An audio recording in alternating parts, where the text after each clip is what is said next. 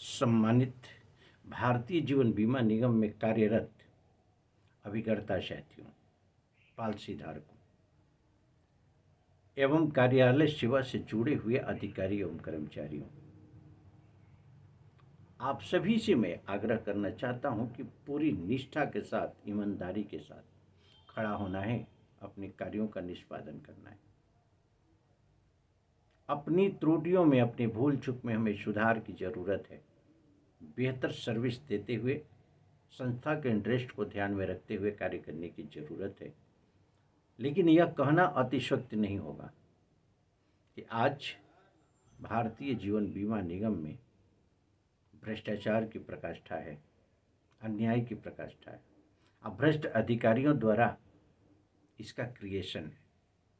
मैं उनकी घोर निंदा करते हुए मैं स्टेप 10 की तरफ आप सभी का ध्यान आकर्षित करूंगा। मेरा जीवन और मेरे जीवन में संगठन की भूमिका।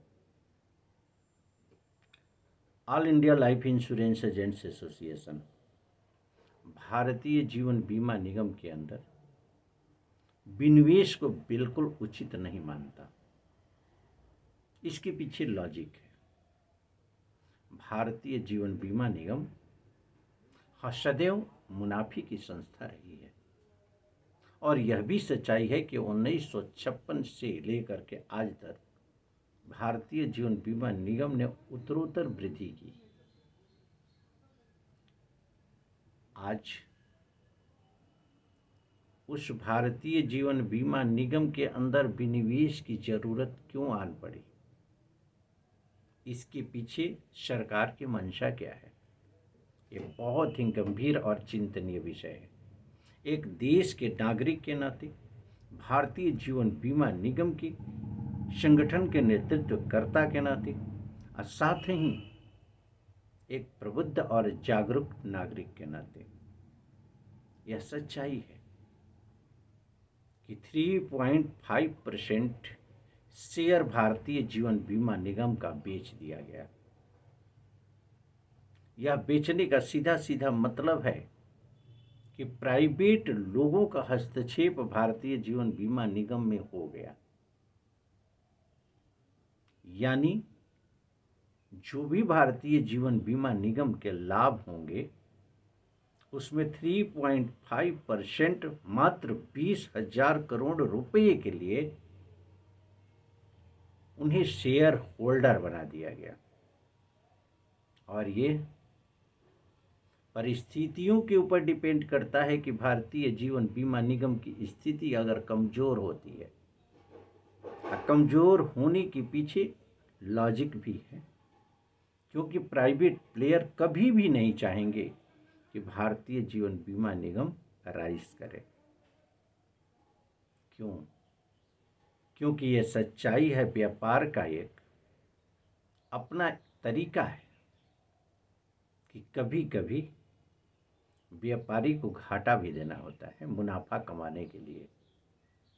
वो चाहेंगे कि घाटा हो और इन्वेस्टमेंट हमारा बढ़े, जिससे कि आने वाले दिनों में लाभ कमाया जा सके। बिल्कुल स्पष्ट बात है। सरकार की मंशा, अगर सरकार ये देख रही है कि सरकारी संस्था को वजूद में रखते हुए हमारे राजनीतिक लाभ नहीं हो रहे हैं, तो निश्चित रूप से सरकार भी इस दृष्टिकोण से कार्य करना आरंभ कर देती है अपने राजनीतिक लाभ को लेकर के कि सरकारी संस्था को विनिवेश के माध्यम से प्राइवेट सेक्टर को क्यों न दे दिया जाए, जिससे कि डायरेक्ट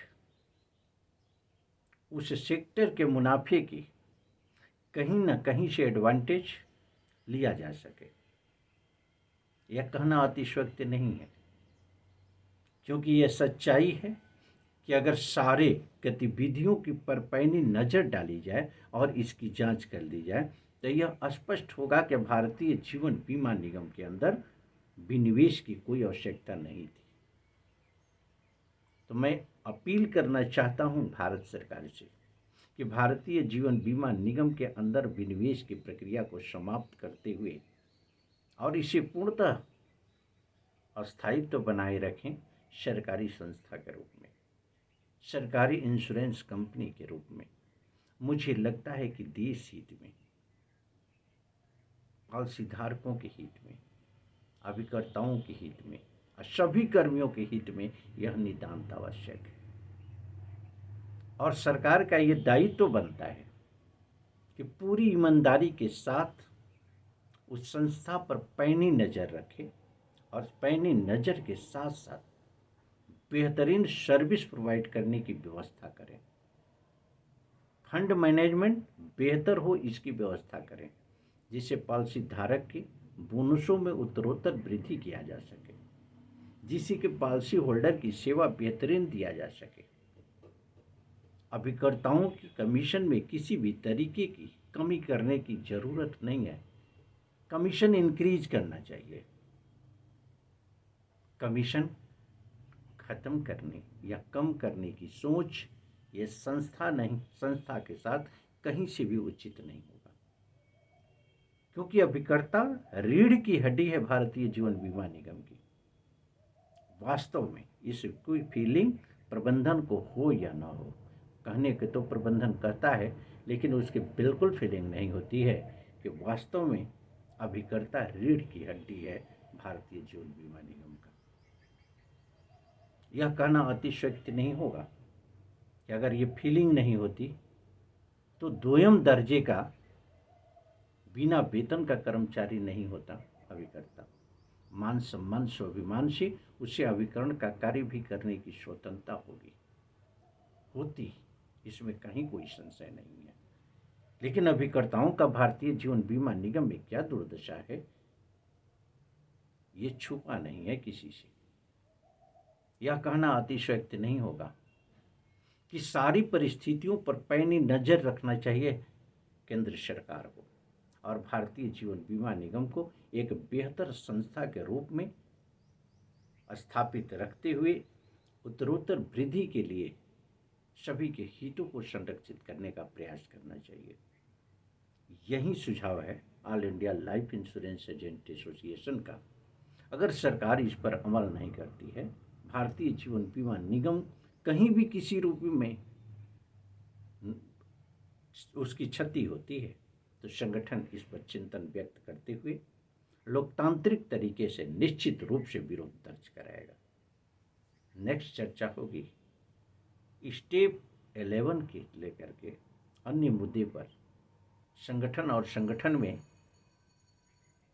हलचल क्या कैसे चल रही है उसको लेकर के मेरे जीवन में संगठन की भूमिका पर विशेष चर्चा आप सबसे होगी। तब तक के लिए इजाज़त दें। धन्यवाद।